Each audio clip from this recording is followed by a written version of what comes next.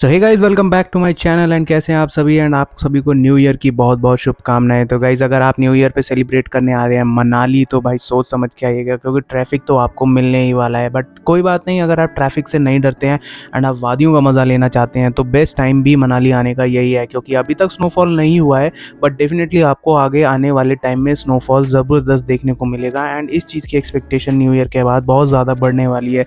तो प्लान कर रहे हैं मनाली का, तो फटाफट चलिए बैग पैक कीजिए एंड पहुंच जाइए वॉल्वो लेके सीधा ओवरनाइट बस के साथ Manali. And Manali bus stand से आपको मिलेगी सीधा एक बढ़िया सी टैक्सी जो आपको लेके जाएगी आपके होटल तक।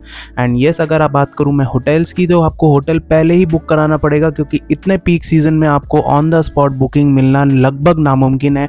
एंड उसके बाद आप अगर फैमिली के साथ आ रहे हैं तो आपको बहुत सारी प्रॉब्लम फेस करनी पड़ सकती है। एंड ऐसा भी हो सकता है कि आपको मनाली से 4-5 किलोमीटर आगे या पीछे जाना पड़े स्टे के लिए। तो इतनी हसल से अच्छा है कि आप पहले से ही अपनी बुकिंग कंफर्म करा के आइए। एंड उसके बाद आप डेफिनेटली एंजॉय कर पाएंगे यहाँ का वेदर। अब तो अगर आप दोस्तों के साथ आ रहे हैं तो डेफिनेटली मैं आपको रिकमेंड करूंगा कि आप ओल्ड मनाली में स्टे कीजिए, क्योंकि वहाँ पे आपको मल्टीपल ऑप्शन मिल जाएंगे जो कि सस्ते भी होंगे। And hostels and home stage आपको वहाँ पे बहुत मिल जाते हैं।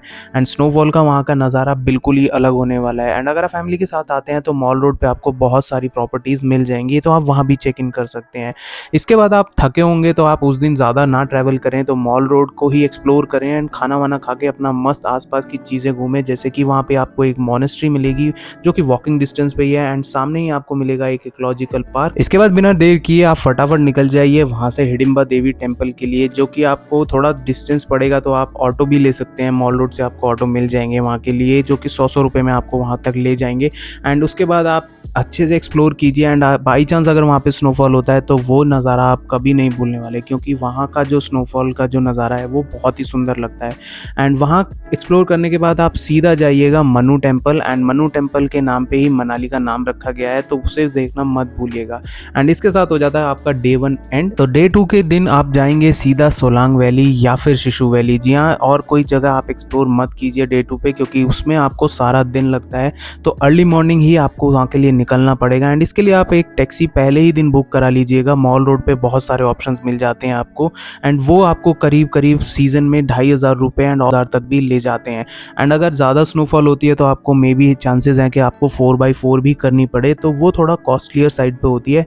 बट अगर आपको वहाँ तक जाना है तो उसके अलावा वो परमिशन नहीं देते हैं। तो ये जो आप कैब करते हैं इसमें आपका पूरा पैकेज रहता है, जिसमें वो आपको Solang valley, Atal tunnel and फिर शिशु गाँव तक लेके जाते हैं। एंड ये सारा जो है आपका पूरे पैकेज में कवर रहता है।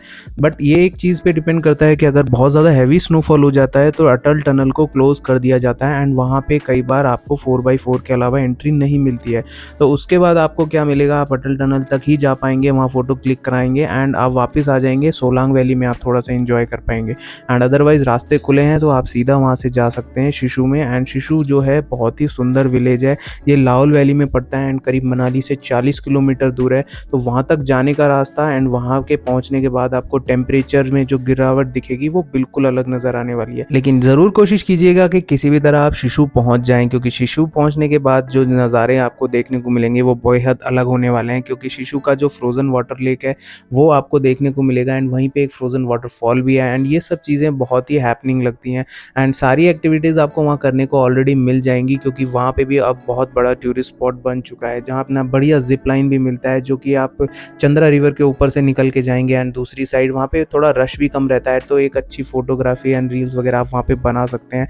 एंड ओवरऑल एक्सपीरियंस आपको काफ़ी अच्छा होने वाला है। बात करें अगर एक्टिविटीज़ की, तो चाहे सोलांग में कीजिए चाहे शिशु में कीजिए, आपको पर एक्टिविटी इन दिनों का जो चार्ज पड़ रहा है वो 300 के आसपास पड़ रहा है। बट यही चीज़ें अगर आपको पीक सीजन में और स्नोफॉल में मिलेगी देखने को, तो ये 500-700 तक भी चली जाती हैं। तो वो आप रेट देख सकते हैं, ऑन एंड ऑफ चलते रहते हैं। एंड यहाँ पे आने के बाद आपको एक चीज़ का ध्यान रखना पड़ेगा कि आपको टाइम से ही नीचे उतरना पड़ेगा, क्योंकि 3 बजे के बाद ठंड भी बहुत ज़्यादा हो जाती है एंड सभी लोग एक साथ नीचे उतरते हैं, तो ट्रैफिक बहुत ज़्यादा बढ़ जाता है।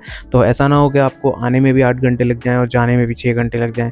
तो उससे अच्छा है कि आप अपना जल्दी एंजॉय कीजिए एंड वहाँ से निकल पड़िए। एंड तो आपके तीसरे दिन का जो प्लान रहने वाला है वो ये है कि आप सुबह सुबह जल्दी चेकआउट कीजिए अपने होटल से एंड सीधा टैक्सी कीजिए, सीधा पहुँच जाइए वशिष्ठ। जी हाँ, वशिष्ठ में आपको घूमने के लिए मिलेगा एक बहुत ही सुंदर टेम्पल, जो कि अपने आर्किटेक्चर के लिए बहुत ज़्यादा फेमस है। एंड वहाँ पे टाइम स्पेंड करने के बाद, बढ़िया फ़ोटो खिंचाने के बाद अगर आप थोड़ा बहुत ट्रैक कर सकते हैं तो आप सीधा चले जाइए जोगनी फॉल, जहाँ पे आपको थोड़ा बहुत रश तो मिलेगा लेकिन वहाँ जाना वर्थ है, क्योंकि फेमस पॉइंट होने की वजह से वहाँ पे आपको लोग भी मिलेंगे एंड रील एंड फोटोग्राफ्स के लिए एक अच्छी लोकेशन आपको मिल जाएगी। एंड इसी में आपका डे 3 भी काफ़ी हद तक कंज्यूम हो जाएगा एंड आप अपना कीजिए लंच एंड सीधा पकड़ लीजिए मनाली से रिटर्न बस दिल्ली के लिए या आप अपने स्टेट के लिए भी जो भी आपको लेना है। एंड इसका अगर मैं आपको ओवरऑल आपके ट्रिप का खर्चा अगर मैं बताऊं तो लमसम आपका 1000 रुपये का वॉल्वो का जाने का और 1000 रुपये का ही आने का खर्चा होगा एंड 500 से 800 रुपये आपके करीब होटल के चार्जेस रहने वाले हैं एंड 1500 से 2000 रुपीज़ का आपका खाने का खर्चा होगा एंड करीब करीब आपको 2 से 2500 रुपये टैक्सी का रहने वाला है। अब अगर आप इसे इंडिविजुअल कर रहे हैं या ग्रुप कर रहे हैं, इसके ऊपर ये जो बजट है आपका वेरी करेगा, तो आप उस हिसाब से कैलकुलेट कर लीजिए। लेकिन 3 दिन का ये ट्रिप आपको लमसम 4 से 5000 रुपये का पड़ने वाला है पर हेड। तो जनवरी में आपको देखने को बढ़िया स्नोफॉल मिलने वाला है, तो चलिए फटाफट प्लान कीजिए एंड वीडियो अच्छा लगा हो तो लाइक कीजिए एंड चैनल पर नए हैं तो सब्सक्राइब कीजिए। तो कोई भी क्वेरी रह गई हो तो कमेंट करके आप पूछ सकते हैं एंड मिलते हैं आपसे बहुत जल्दी एक नई वीडियो की इन्फॉर्मेशन के साथ। तब तक के लिए बाय बाय।